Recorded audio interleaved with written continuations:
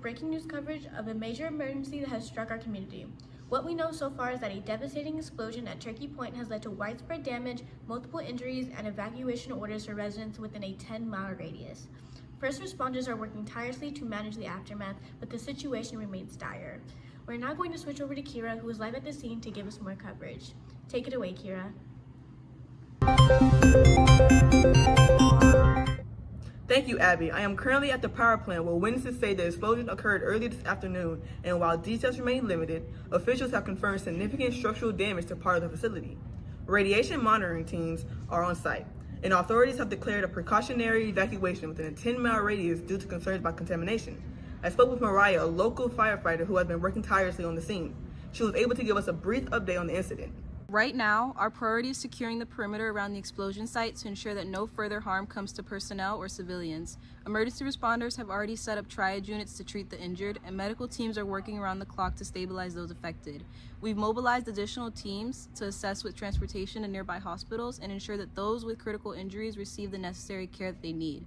Simultaneously, we're coordinating with hazardous material teams to assess the full extent of the contamination and chemical risks. The explosion was intense, and we're deeply concerned about the potential for further chemical exposure, especially in the aftermath of the blast. Soon, we'll be monitoring air quality and surrounding environments to assess potential dangers to nearby communities. While we are still in the rescue phase, the damage to the facility and the surrounding area is significant, and we're working tirelessly to contain any further risk.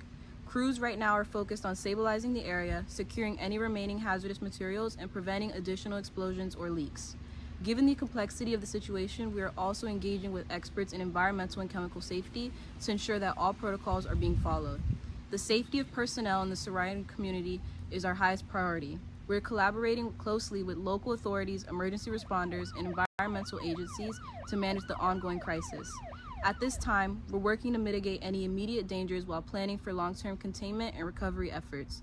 We'll continue to provide updates as more information becomes available, and our teams remain committed to ensuring the area is made safe as quickly as possible. I'm here with Marianne, who has just experienced the devastating impact of this explosion firsthand. Marianne, can you tell us how this happened and how it's affecting you and your family? I don't even know where to begin. I was at home with my mom when we heard this massive boom. The entire house shook like it was an earthquake. At first, we thought that's what it was, but then I looked outside and I saw this huge column of smoke rising into the sky. I ran to the window trying to figure out what had just happened. Moments later, we heard sirens, fire trucks, ambulances, police, everything. It was happening so fast. My neighbors started rushing out of their houses into the streets, panicked, trying to make sense of it all. That's when someone yelled that the chemical plant had exploded.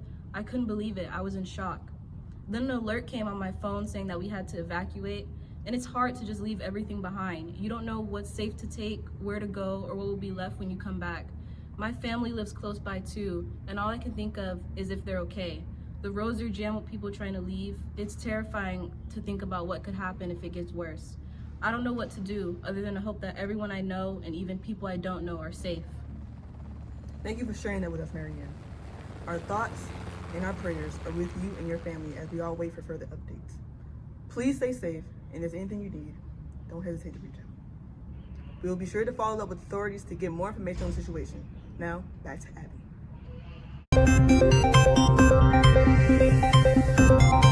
Thank you, Kyra, for that powerful interview. It's clear that the emotional toll in the community is immense. With families torn apart by this disaster, we're hearing reports of widespread damages to homes, businesses, and local infrastructure. And there's uncertainty about the long-term effects of the chemicals released in the explosion. At this time, authorities are urging all residents to stay inside and avoid the evacuation zones while emergency responders continue to assess the damage. This community will be facing an uphill battle as recovery begins.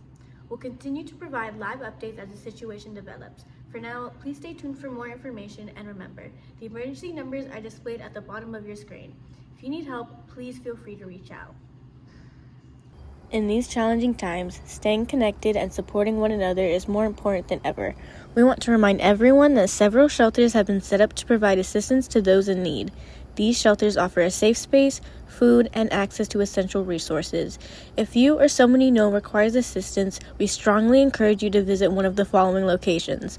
For more details or to find the shelter closest to you, please call the emergency hotline number. We are committed to keeping you informed, and updates will be shared frequently as the recovery efforts continue to progress. Together, we can get through this.